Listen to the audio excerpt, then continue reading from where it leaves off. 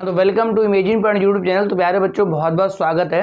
तो आज बेटा मेरा 4 अप्रैल का शिफ्ट 1 का जो जेईई मेंस का एग्जाम है उसके मेरा बेटा मैं मेमोरी बेस्ड क्वेश्चन लेके आया हूँ और बेटा हर एक क्वेश्चन को बेटा एक्सप्लेन भी करूँगा कि इसका आंसर ये इस वजह से क्यों है। ठीक है, तो देखो भाई बहुत सिंपल सा, देखो आप देखो ये बात ध्यान रखेंगे, जो आगे के सेशन के बच्चे हैं वो बेटा बोरॉन फैमिली के एक्सेप्शनल के जरूर पढ़ के जाएंगे। क्वेश्चन लगभग हर सेशन में आ रहा है। ठीक है, अब देखो पहला क्वेश्चन मेरे पास है इनकरेक्ट अबाउट एटॉमिक रेडियस। देखो उसने बेटा बोरॉन फैमिली के कुछ एलिमेंट्स लिख दिए हैं और बताना है मेरे पास कौन सा इनकरेक्ट है। तो बता दूं मैं रेडियस के लिए, अगर मैं बोरॉन फैमिली की बात करूं, वैसे तो जनरली रेडियस नीचे बढ़ती है, मगर अगर मैं बात करूं तो बोरॉन के बाद बेटा गैलियम होता है, उसके बाद बेटा एल्युमिनियम होता है, उसके बाद बेटा इंडियम और थैलियम। अगर आप ध्यान से देखेंगे तो एल्युमिनियम और गैलियम इनका ऑर्डर बेटा रिवर्स हो जाता है। ठीक है, मतलब एल्युमिनियम का साइज बड़ा होता है और गैलियम, बाकी तो नॉर्मल चलता है। ठीक है, अब देखते हैं पहला ऑप्शन दिया है बोरॉन छोटा है एल्युमिनियम बड़ा है, सही बात लिखी है, पहला करेक्ट है, हमको इनकरेक्ट छांटना है इसमें। ठीक है, दूसरा लिखा है इंडियम छोटा है थैलियम बड़ा है, ये भी भाई करेक्ट लिखा हुआ है। तीसरा एल्युमिनियम छोटा है और गैलियम बड़ा है, देखो ये इनकरेक्ट हो गया है। तो जिस बच्चे को ये एक्सेप्शनल केस नहीं पता होगा वो बेटा गड़बड़ करके आ जाएगा। ठीक है, तो मेरा थर्ड जो दिया है वो इनकरेक्ट दे दिया गया। ठीक है, दूसरा क्वेश्चन सिंपल सा एनसीईआरटी बेस्ड है, सीधा सा रोड में प्रॉब्लम है। उसने बेंजीन को ओलियम दिया है। देखो ओलियम का मतलब है ऐसा H2SO4 जिसमें SO3 गैस डिसॉल्व होती है। ठीक है ना, तो बेटा ये सल्फोनेशन करेगा, तो सीधा सा है मेरे पास जो एक्स इसका बनेगा वो बन जाएगा बच्चा बेंजीन सल्फोनिक एसिड। मतलब यहाँ पर जो मेरे पास एक्स है वो बेंजीन सल्फोनिक एसिड है। ठीक है, ये रिएक्शन सीधे एनसीईआरटी में है कि अगर मैं इसको बेस देता हूँ और हीट करता हूँ तो बेटा ये एसिडिफाइड करने के बाद फाइनली फिनॉल बनता है। मतलब कुल मिला के बेंजीन सल्फोनिक एसिड, पहले तो यहाँ पर ONA बनेगा, मगर जब मैं इसको एसिडिफाइड कर दूंगा तो फाइनली मेरे पास आ जाएगा फिनॉल, और फिनॉल को जिंक देने पर सबको पता है कि ऑक्सीजन निकल जाएगा।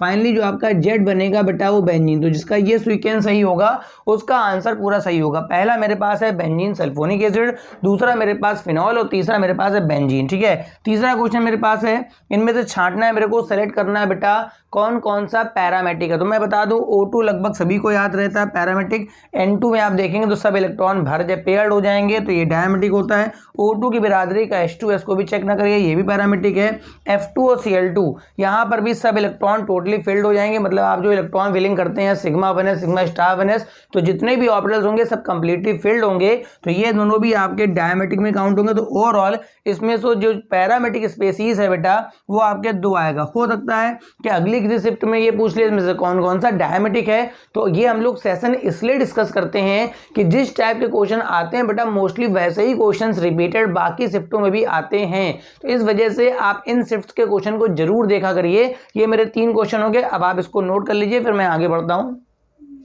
अब देखिए मेरे पास ये नेक्स्ट क्वेश्चन है, ये क्वेश्चन पूछा गया है आपका एटॉमिक स्ट्रक्चर से आया बेटा। लिखा है the ratio of 5th orbit of bore, मतलब बोर की 5th ऑर्बिट के लिए आपको रेशियो निकालना है फॉर द He+ और Li++। मतलब ये क्वेश्चन तो काफी बहुत सिंपल लेवल का है कि आपको He+ के लिए बोर रेडियस कैलकुलेट करनी है और आपको Li+2 के लिए भी क्या निकालनी है बेटा बोर रेडियस, और दोनों का क्या निकालना रेशियो। ठीक है, तो अगर आपको रेडियस का फॉर्मूला पता है तो Rn = आपका 0.529 और आपका हो जाता है n² अपॉन में क्या हो जाता है Z। ये आपको फॉर्मूला अच्छी तरह पता होगा कि बेटा बोर रेडियस का फॉर्मूला होता है। अब मैं क्या करूंगा He+।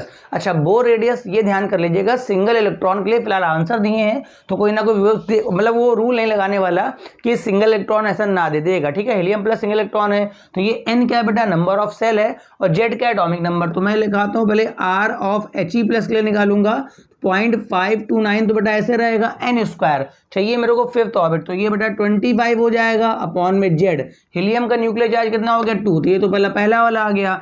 दूसरा मेरे पास R ऑफ Li+2 के लिए है 0.529, ये तो 50 है तो 25, बाकी लिथियम का हो जाएगा 3। जब इन दोनों का पहले ये बोला बाद में ये बोला कि जब रेशियो करूंगा तो R of He+ upon r of Li+2, जब कट पिट के 3 ऊपर और बेटा 2 नीचे, मतलब आंसर आएगा 3/2। तो जो बच्चे ये बी ऑप्शन 3/2 लगा के आएंगे बेटा उनका पूरा परफेक्ट आ जाएगा। ठीक है, देखो नेक्स्ट क्वेश्चन लिखा है equal number of unpaired electron. कितने सड़े सड़े से क्वेश्चन, सड़ियल से क्वेश्चन आते हैं। देखिए क्या क्या केवल अनपेड इलेक्ट्रॉन, भाई इंटर लेवल के क्वेश्चन हैं। अब देखिए आप वेनेडियम +2 ड्रा करेंगे तो S के 2 निकल गए, वेनेडियम में 23 यानी D3 बचेगा। D3 का मतलब 3 अनपेड है।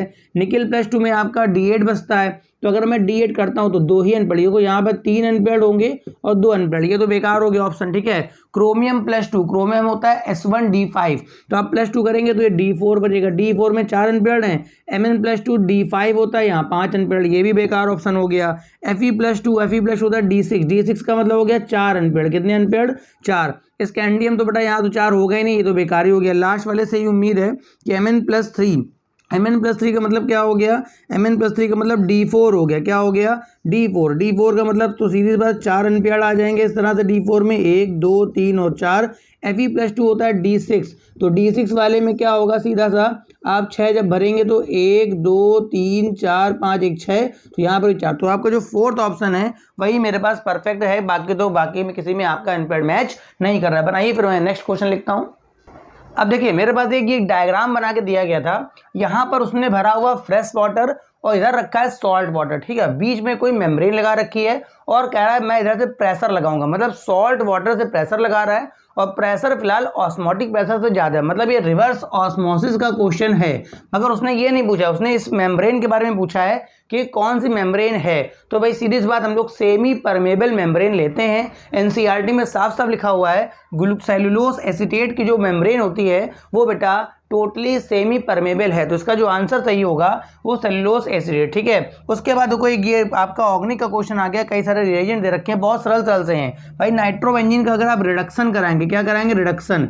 सबसे पहले आपका बन जाएगा एनिलीन बन जाएगा। क्या बन जाएगा? एनिलीन, मतलब आपका आ जाएगा NH2। ठीक है, उसके बाद इसका हम करा रहे हैं एसाइलेशन। ठीक है, ये हम लोग कराते हैं NH2 ग्रुप को प्रोटेक्ट करने के लिए ताकि उसका एसिडिफिकेशन ना हो जाए। तो मेरे पास जब मैं इसका एसाइलेशन कराऊंगा तो मेरे पास एक मॉलिक्यूल बन जाता है एसिड एनालाइड NH, उसके बगल में हो जाता है C डबल बॉन्ड और CH। तो ऐसा करने से यहाँ पर आपका इसका प्रोटेक्शन हो जाता है। ठीक है, फिर जब मैं ब्रोमिनेशन कराऊंगा तो चूंकि ये काफ़ी बड़ा ग्रुप लग गया है तो ब्रोमीन बेटा यहाँ पर लगेगा, आर्थो पे नहीं लगेगा। कहाँ पे लगेगा? पैरा पे। और जब मैं इसकी करा दूंगा हाइड्रोलिसिस तो यहाँ से बॉन्ड ब्रेक होकर फिर से ये अपने NH2 वाले फॉर्म में आ जाएगा। तो बेटा फाइनल आंसर जो लगेगा यहाँ पर आपका NH2 होगा और इस जगह पे Br। तो जो कुछ ऑप्शन दिए थे उसमें यहाँ पर तीनों जगह Br लगा था, तीनों जगह Br बेटा तब लगेगा जब आप एनिलीन का डायरेक्ट नाइट्रेशन कराएंगे। एक क्वेश्चन वो बगल में छोटा सा लिखा हुआ पढ़ देता हूं कि आपको 1s ऑर्बिटल के लिए करेक्ट छांटना है। ठीक है, तो 1s ऑर्बिटल अगर आपको पता होगा तो स्फेरिकल होता है। क्यों स्फेरिकल? तो मैं बता दूं 1s ऑर्बिटल ऐसा होता है जो कि नॉन डायरेक्शनल होता है। जैसे px है तो px तो डायरेक्शनल है, बाकी सब ऑर्बिटल्स डायरेक्शनल होते हैं, मगर जो s है चूंकि सभी डायरेक्शन में जा रहा है तो पता नहीं किस डायरेक्शन में जाना चाहता है, तो नॉन डायरेक्शनल है। तो इसका पहला लिखा है इट इज सिमेट्रिकल, कुल ना के इट इज सिमेट्रिकल ऑर्बिटल होता है, मतलब एक प्रकार का कैसा है? सिमेट्रिकल। नॉन डायरेक्शनल गलत है, ये बाकी सब आपसे पहले सही हो गया, एक ही ऑप्शन सही था। तो बेटा आपका जो s ऑर्बिटल होता है वो कैसा होता है? सिमेट्रिकल होता है। उम्मीद है कि आपको ये मेमोरी बेस्ड क्वेश्चन समझ में आए होंगे। अगर सेशन अच्छा लगा करो तो बेटा लाइक कर दिया करो और कमेंट कर दिया करो। चैनल सब्सक्राइब ना किया हो तो इस तरह के वीडियो लेने के लिए चैनल सब्सक्राइब कर लो। Thank you for watching.